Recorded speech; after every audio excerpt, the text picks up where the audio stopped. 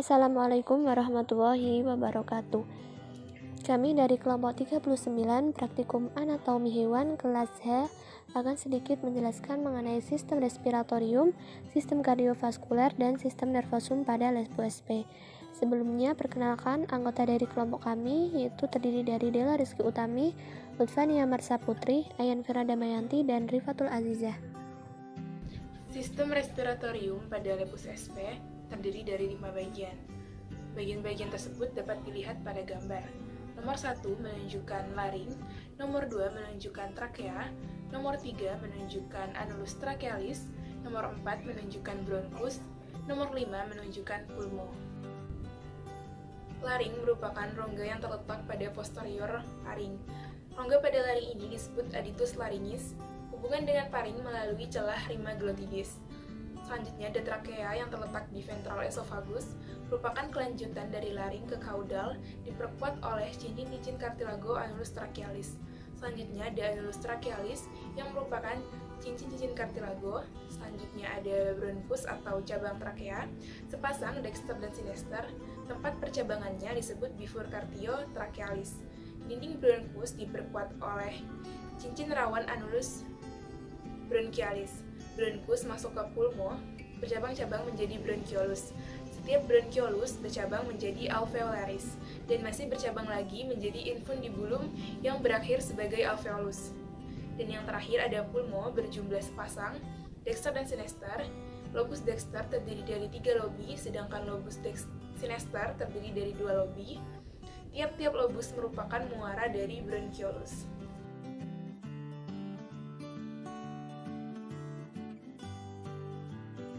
Selanjutnya yaitu pada sistem kardiovaskular.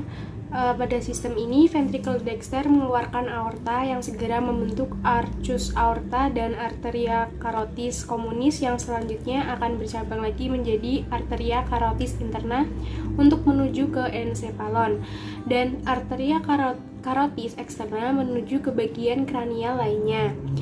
Lalu cabang kedua dari arteria anonyma adalah arteria subclavia sinistra menuju ekstremitas anterior dan bahu sebelah kiri, dan pasangan-pasangan arteria intercostalis di antara dorsalis.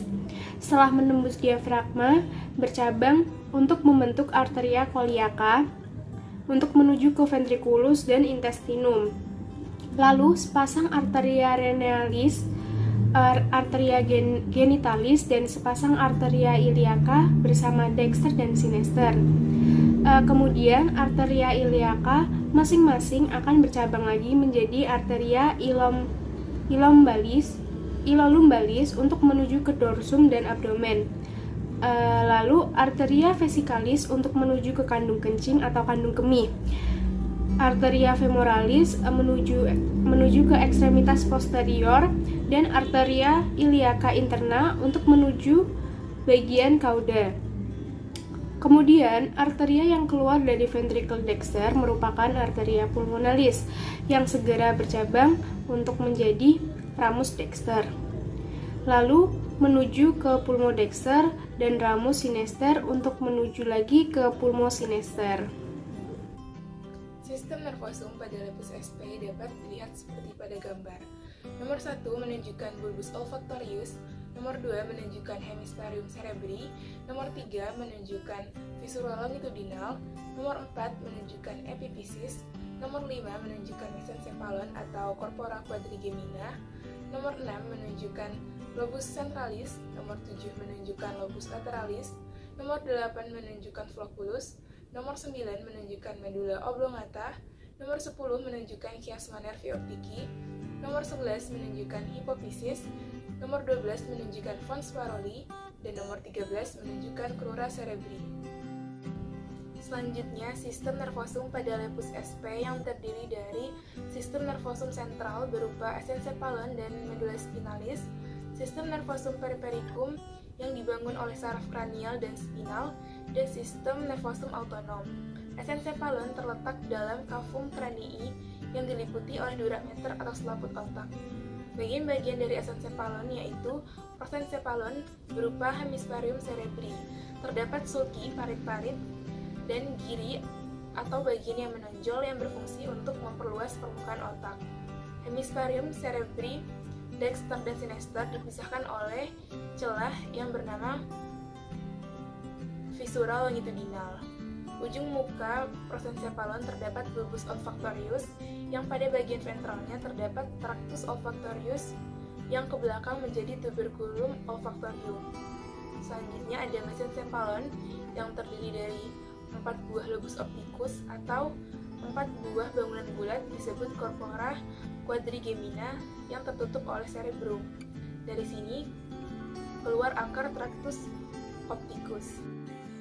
Cerebellum, padanya juga terdapat sulci dan giri. Cerebellum terdiri dari lobus centralis atau vermis di tengah, sepasang lobus lateralis, dexter dan sinister. Pada setiap lobus ini terdapat tonjolan yang disebut flocculus. Ini ditunjuk oleh anak panah nomor 9 yaitu medulla oblongata. Ada juga medulla spinalis, tidak termasuk encephalon, masuk ke dalam canalis medullaris pada vertebrae. Dilihat dari facies ventralis akan terlihat bagian sebagai berikut. Chiasma nervi optici merupakan persilangan tractus opticus, dexter dan sinister. Hipofisis yaitu kaudal dari nervi optici. Ada pons farolii adalah bagian berkas jaringan saraf penyambung antara dua sisi cerebellum. Demikian presentasi dari kelompok kami. Terima kasih atas perhatiannya. Kurang lebihnya mohon maaf. Wassalamualaikum warahmatullahi wabarakatuh.